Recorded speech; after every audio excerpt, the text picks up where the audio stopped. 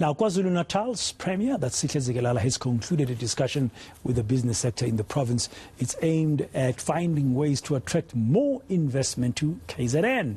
Zikalala was accompanied by other government officials. Now, last month, the Premier led a workshop with more than 100 CEOs on ways to revive the provincial economy, especially, of course, post the July riots. Now, our reporter, Dasen Thathiah, is in Pietermaritzburg, Mgungundlovu, in the Msunduzi municipality, joining us now live this hour for an update. Dasen, good afternoon, and thank you very much for your time here on Today. Now, Dasen, what has come out of today's session? Well, brother, let's look at the context here. So this meeting was initiated by business leaders, and this conversation first started last month, and it was here the business leaders in Msunduzi that decided to contact the provincial government and tell them that they've really had enough. You know, if you listen to some of the issues in Msunduzi, it's almost like Msunduzi has 99 problems, but accountability is not one of them, because these issues just keep on building up. Every single problem with the municipality that you can think of, they have almost all of them here. We're talking about potholes, we talk about billing issues, about electricity, about water. All of the concerns that people have across the country are to be found here in the capital city. So now you can imagine, if you're trying to attract investors, you can't do that in a city that is not safe, a city that has insufficient electricity supply or unstable one, and water outages like we've seen here. That was the basis and that was the foundation of this meeting that took place. So they wanted a solid solution. They wanted to find out what the Premier was going to do, and in doing that, they had to first outline those concerns. Let's listen to what the Premier had to tell us after that briefing. Business community further raised issues for attention of the municipality, which include failure to attend to the repair of the potholes, street lights, and storm water drains. Failure to clean the city and the surrounding nodal and residential areas, including irregular collection of solid waste and challenges associated with the processing and disposal of solid waste. Failure to adequately plan for and spend conditional grant over the past MTEF. Failure to contain cost associated with support services such as security as well as external consultants. Persistent poor and unreliable billing of revenue from customers for services rendered and rates. Poorly functioning customer care unit and inadequate communication with residents, as well as business and targeted public society. Safety challenges and poor traffic control management. Slow and lackluster consequence management to address ill discipline and non-performance. These are the issues we have committed to respond to them practically.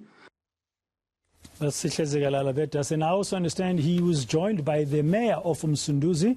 What did he have to say?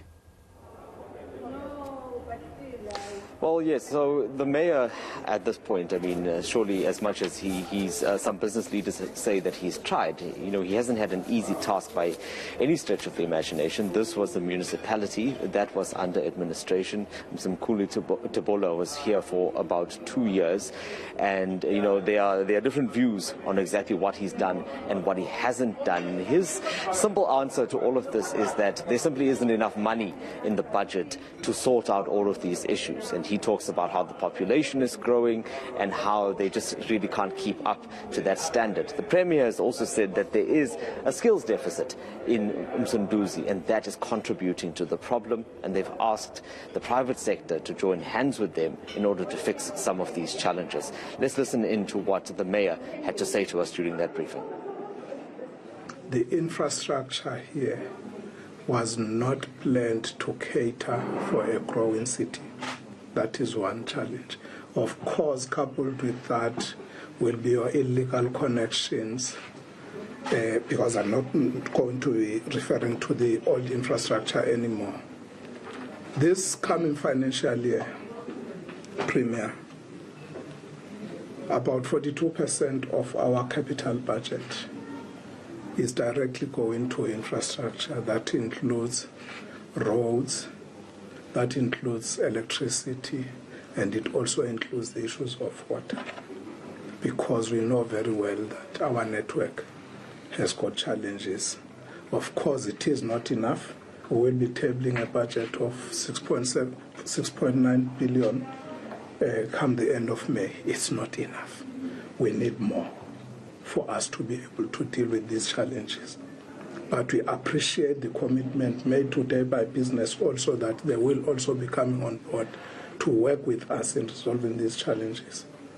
Yes, it is a fact that, especially after the July unrest, also coupled with the impact of COVID-19, the lockdown, many businesses had to close down.